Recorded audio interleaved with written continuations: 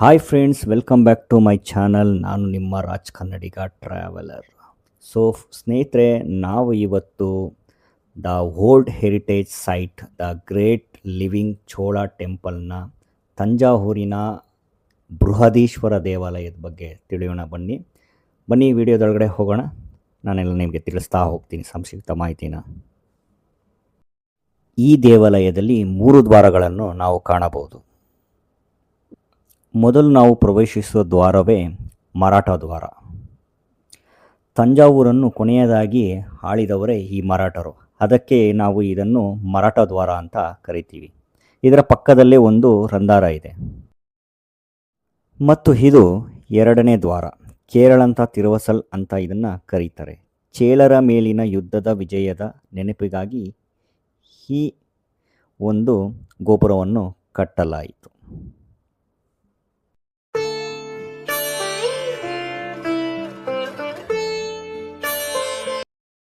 ಸ್ನೇಹಿತರೆ, ಇದೆ ನೋಡಿ, ದೇವಾಲಯದ ನಿರ್ಮಾಣದಲ್ಲಿ ಕಟ್ಟಿದಂತಹ ಪುರಾತನ ದ್ವಾರ.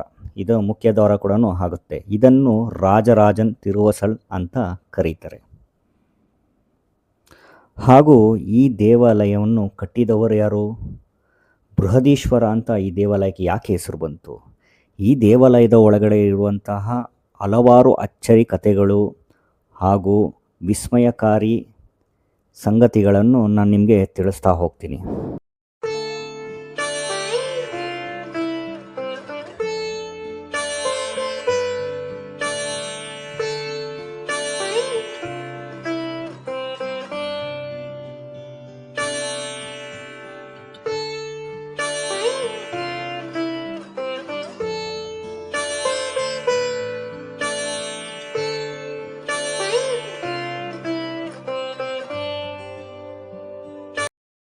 ದೇವಾಲಯನ ನಾವು ಇವಾಗ ಪ್ರವೇಶ ಮಾಡ್ತಾ ಇದ್ದೀವಿ. ಸೊ ದೇವಾಲಯವನ್ನು ಪ್ರವೇಶ ಮಾಡ್ತಿದ್ದಂಗೆ ನಿಮಗೆ ಬಹಳ ವಿಸ್ತಾರವಾದಂಥ ಒಂದು ಸಾಮ್ರಾಜ್ಯನೇ ನೋಡ್ದಂಗೆ ಆಗುತ್ತೆ ಸ್ನೇಹಿತರೆ. ಸೊ ಸುತ್ತಲೂ ನೋಡಿ, ಎಲ್ಲಿ ನೋಡಿದ್ರೂ ನಿಮಗೆ ಭಾರಿ ಗಾತ್ರದ ಗ್ರೇನೈಟ್ ಕಲ್ಲುಗಳನ್ನೇ ಯೂಸ್ ಮಾಡಿ ಈ ದೇವಾಲಯವನ್ನು ನಿರ್ಮಾಣ ಮಾಡಿದ್ದಾರೆ. ಬಹಳ ಸುಂದರವಾಗಿದೆ. ಇದರ ಶಿಲ್ಪಕಲೆಗಳು, ಕಲಾಕೃತಿಗಳನ್ನ ಆ ಚೋಳರ ಕಾಲದಲ್ಲಿ ಎಷ್ಟು ಬಹಳ ಸುಂದರವಾಗಿ ನಿರ್ಮಿಸಿದ್ದಾರೆ ಅಂದರೆ, ಇದನ್ನು ಕಟ್ಟಿದವರು ಬೇರೆ ಯಾರೂ ಅಲ್ಲ, ದ ಗ್ರೇಟ್ ಚೋಳರ ರಾಜರಾಜ ಚೋಳನು ಇದನ್ನು ನಿರ್ಮಾಣ ಮಾಡಿದ್ದು. ಈ ರಾಜರಾಜ ಚೋಳನು ಈ ದೇವಾಲಯವನ್ನು ಬಹಳ ಸುಂದರವಾಗಿ ಕಟ್ಟಿದ್ದಾನೆ.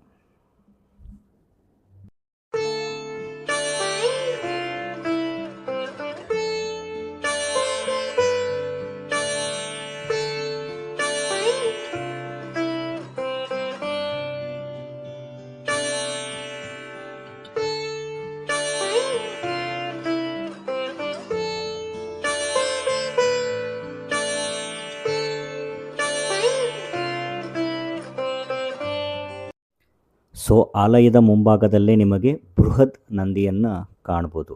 ಪ್ರಪಂಚದಲ್ಲೇ ಅತಿ ಎತ್ತರದ 2ನೇ ಏಕಶಿಲಾ ನಂದಿ ಇದಾಗಿದ್ದು, ಮೊದಲನೇ ಏಕಶಿಲಾ ನಂದಿಯು ನೀವು ಲೇಪಾಕ್ಷಿಯಲ್ಲಿ ಕಾಣ್ಬೋದು. ಇದು 2ನೇದು. ಈ ನಂದಿ ಬಹಳ ವಿಶೇಷವಾಗಿ ಅಲಂಕೃತವಾದ ನಂದಿಯಾಗಿದ್ದು ನೋಡಲು ಬಹಳ ಸುಂದರವಾಗಿದೆ.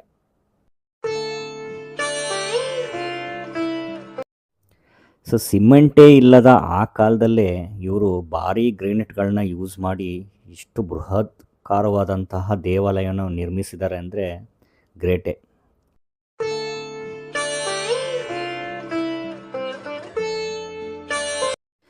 ಇದನ್ನು ಪೆರುವುದಯರ್ ಕೊಯಿಲ್ ಅಥವಾ ಬೃಹದೀಶ್ವರ ದೇವಾಲಯ ಅಂತ ಕೂಡ ಕರೀತಾರೆ. ಹಾಗೂ ರಾಜರಾಜೇಶ್ವರನ್ ದೇವಾಲಯ ಅಂತ ಕೂಡ ಇದನ್ನು ಕರೀತಾರೆ. ಯಾಕೆ ಅಂದರೆ, ರಾಜರಾಜ ಚೋಳನು ಇದನ್ನು ನಿರ್ಮಿಸಿದನನ್ನೋ ಕಾರಣಕ್ಕೆ ಆತನನ್ನು ದೇವರ ರೂಪದಲ್ಲಿ ಈ ದೇವಾಲಯವನ್ನು ಕರೀತಾರೆ. ದಕ್ಷಿಣ ಭಾರತದ ತಮಿಳುನಾಡಿನ ತಂಜಾವೂರಿನಲ್ಲಿರುವಂತಹ ದೇವಾಲಯವು ಇದಾಗಿದೆ. ಸುಮಾರು 16ನೇ ಶತಮಾನದಲ್ಲಿ ನಿರ್ಮಾಣವಾದ ಏಕ ಬೃಹತ್ ದೇವಾಲಯವು ಇದಾಗಿದೆ. ಹಾಗೂ ಈ ದೇವಾಲಯವು ಬಹಳ ಎತ್ತರವಾದ ವಿಮಾನ ಗೋಪುರದಲ್ಲಿ ನಿರ್ಮಾಣವಾದಂಥ ವಿಶ್ವದಲ್ಲೇ ಅತಿ ಎತ್ತರವಾದಂತಹ ದೇವಾಲಯವು ಇದಾಗಿದೆ ಅಂತ ನಾವು ಹೇಳ್ಬೋದು ಸ್ನೇಹಿತರೆ. ಭಾರೀ ಗ್ರೇನೈಟ್ ಕಲ್ಲುಗಳನ್ನು ಬಳಸಿ ಇಂಟರ್ಲಾಕಿಂಗ್ ಸಿಸ್ಟಮ್ನ ಯೂಸ್ ಮಾಡಿ ಈ ದೇವಾಲಯನ ಕಟ್ಟಿದ್ದಾರೆ ಅಂತ ಹೇಳಲಾಗುತ್ತೆ. 16ನೇ ಶತಮಾನದಲ್ಲೇ ಈ ಭಾರಿ ಎತ್ತರದ ದೇವಾಲಯ, ಕಳಶಪ್ರಾಯವಾದಂಥ ದೇವಾಲಯವನ್ನು ಕಟ್ಟಿರೋದು ಒಂದು ಯುನೆಸ್ಕೋ ಪರಂಪರೆ, ಅಂದರೆ ವಿಶ್ವ ಪರಂಪರೆಯ ತಾಣಕ್ಕೂ ಕೂಡ ಇದು ಸೇರ್ಕೊಳುತ್ತೆ, ಯುನೆಸ್ಕೋ ಕೂಡ ಇದು ಸೇರ್ಕೊಳುತ್ತೆ. ಅದು ಈ ದೇವಾಲಯದ ಒಂದು ವಿಶೇಷವಾಗಿದೆ.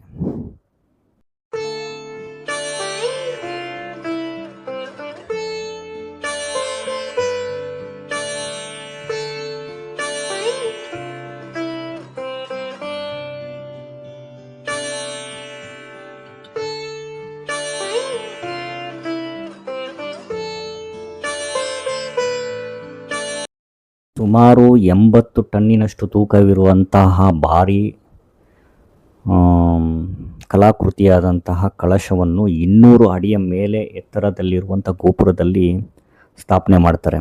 ಅದು ವಿಸ್ಮಯವೇ ಹೌದು. ಸೊ ವಿಜ್ಞಾನದ ಗಂಧಗಾಳಿಯೇ ಇಲ್ಲದ, ಯಾವುದು ಟೆಕ್ನಾಲಜಿನೇ ಇಲ್ಲದಂತಿರುವ ಕಾಲದಲ್ಲಿ ಈ ಭಾರಿ 80 ಟನ್ನಿನ ತೂಕವನ್ನು ಅಲ್ಲಿ ಇಟ್ಟು ಅಂದರೆ ನಿಜವಾಗ್ಲೂ ಆ ಜನ ಗ್ರೇಟ್ ಅನಿಸುತ್ತೆ.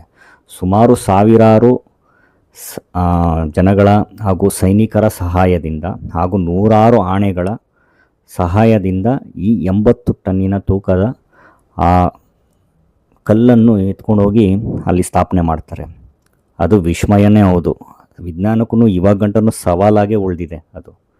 ಸೊ ನೀವಂತೂ ತಂಜಾವೂರಿನಲ್ಲಿ ಹೋದಾಗ ಬೃಹದೀಶ್ವರ ದೇವಾಲಯದಲ್ಲಿ ಈ ಮೇಲೆ 200 ಅಡಿ ಎತ್ತರದ ಮೇಲಿನ ಆ 80 ಟನ್ನಿನ ತೂಕದ ಕಲ್ಲನ್ನು ನೀವು ವೀಕ್ಷಿಸಲೇಬೇಕು. ಸುಮಾರು 1500 ವರ್ಷ ಆಗೋಯ್ತು ಈ ದೇವಾಲಯ ನಿರ್ಮಾಣ ಆಗಿ. ಇಂದಿಗೂ ಯಾವುದೇ ಮಳೆ, ಗಾಳಿ, ಬಿರುಗಾಳಿ, ಭೂಕಂಪಕ್ಕೆ ಬಗ್ಗದೆ ಇವಾಗೂ ಒಂದು ಎತ್ತರವಾಗಿ ನಿಂತಿದೆ ಆ ದೇವಾಲಯ. ಅಂದರೆ ನಿಜವಾಗ್ಲೂ ಗ್ರೇಟೇ. ಆ ರಾಜರಾಜ ಚೋಳ, ಅವನ ಸಾಮ್ರಾಜ್ಯ ಮತ್ತು ಈ ದೇವಾಲಯ ಇವಾಗ ಗಂಟನು ಇತಿಹಾಸಕ್ಕೆ, ವಿಜ್ಞಾನಕ್ಕೆ ಒಂದು ಸವಾಲಡ್ಡಿ ನಿಲ್ಲುತ್ತೆ ಸ್ನೇಹಿತರೆ. ನಿಜವಾಗ್ಲೂ ನೀವು ಅಲ್ಲಿ ಹೋದಾಗ ಆ ದೇವಾಲಯನ ನೀವು ನೋಡಿ, ಆ ಗೋಪುರ ನೀವು ನೋಡಿ. ಸೊ ಭಾರಿ ಎತ್ತರವಾದಂಥ ಗ್ರೇನೈಟ್ಗಳನ್ನ ಯೂಸ್ ಮಾಡಿದ್ದಾರೆ. ಅಂದರೆ ಈ ಗ್ರೇನೈಟ್ ಕಲ್ಲುಗಳನ್ನು ಸುಮಾರು ಆನೆಗಳ ಸಹಾಯದಿಂದ ಎಳೆತಂದು ಅದನ್ನು ಕೆತ್ತನೆ ಮಾಡಿ ಇಂಟರ್ಲಾಕಿಂಗ್ ಸಿಸ್ಟಮ್ ಮಾಡಿ ಇಟ್ಟಿದ್ದಾರೆ ಅಂತ ನಾವು ಹೇಳ್ಬೋದು.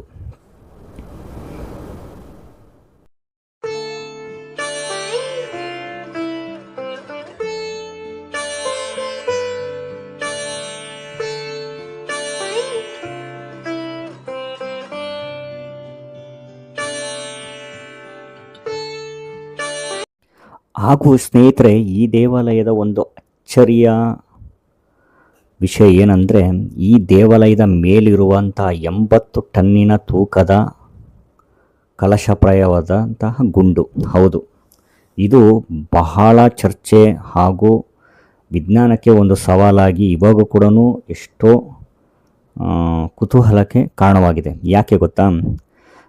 200 ಅಡಿ ಎತ್ತರದ ದೇವಾಲಯದ ಮೇಲೆ 80 ಟನ್ನು ತೂಕದ ಆ ಕಲಶಪ್ರಾಯದ ಗುಂಡನ್ನು ಹೆಂಗಿಟ್ರು ಅಕ್ಕಪಕ್ಕ ನೀವು ಕಾಣ್ಬೋದು. ಅದು ಕೂಡ ವಿಮಾನ ಗೋಪುರದಂತೆಯೇ ಭಾರಿ ಕಲಶವುಳ್ಳ, ಕಲಾಕೃತಿಯುಳ್ಳ, ಶಿಲೆಯುಳ್ಳ ದೇವಾಲಯವೂ ಆಗಿದೆ. ಹಾಗೂ ಸ್ನೇಹಿತರೆ, ಈ ದೇವಾಲಯದ ಬಹಳ ವಿಸ್ಮಯವಾದ ಸಂಗತಿಗಳು ಕೆಲವೊಂದು ಏನು ಅಂದರೆ, ಈ ದೇವಾಲಯವು ಯಾವುದೇ ಪಿಲ್ಲರ್ ಅಂದರೆ ಯಾವುದೇ ನೆಲಮಾಳಿಗೆ ಇಲ್ಲದೇ ಕಟ್ಟಿರುವಂತಹ ಅಂದರೆ ಸುಮಾರು 200 ಅಡಿಯ ಎತ್ತರದ ದೇವಾಲಯವು ಇದಾಗಿದೆ. ಅದು ವಿಸ್ಮಯವೇ ಹೌದು. ಇಂದಿನ ಕಾಲದಲ್ಲಿ